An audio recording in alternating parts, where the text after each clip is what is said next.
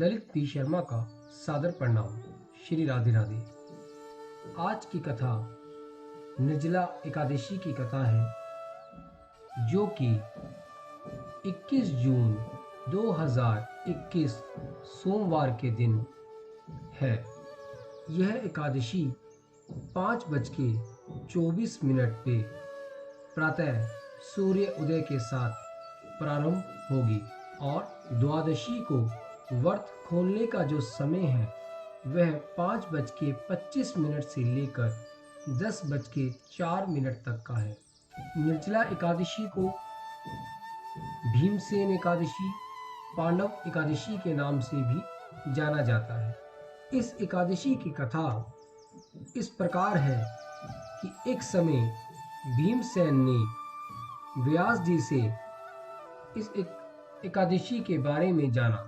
भीमसेन व्यास जी से कहने लगे कि हे महाराज, मुझे सभी पांडव भाई और माता कुंती एकादशी का व्रत करने के लिए कहते हैं, पर मैं तो अन्न के बिगर एक समय भी नहीं रह सकता हूँ। मैं क्या करूँ, मुझे नहीं समझ आता। तब व्यास जी ने भीमसेन को कहा कि भीमसेन, एकादशी से बड़ा कोई व्रत नहीं है। आपको दोनों पक्ष की एकादशी करनी चाहिए।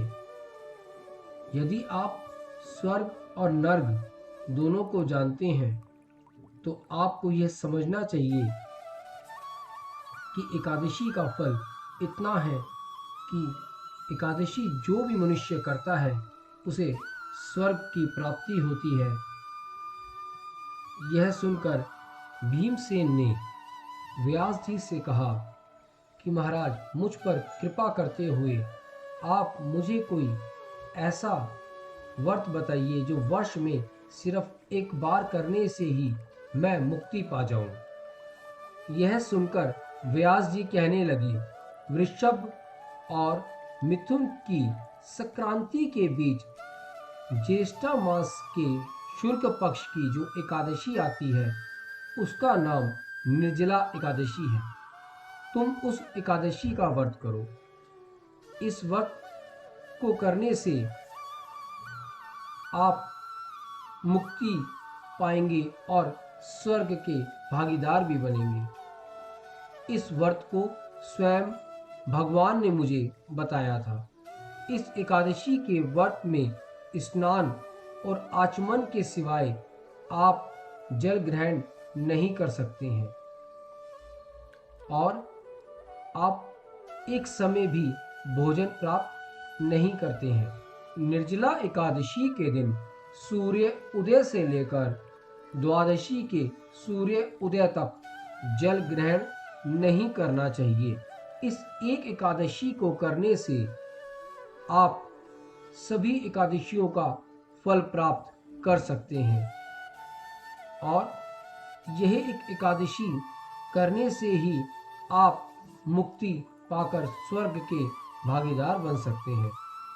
व्यास जी कहने लगे, हे भीमसेन, यह मुझको स्वयं भगवान ने बताया था कि इस एकादशी का पुण्य सभी तीर्थों के करने से और सभी व्रतों के करने के बराबर है।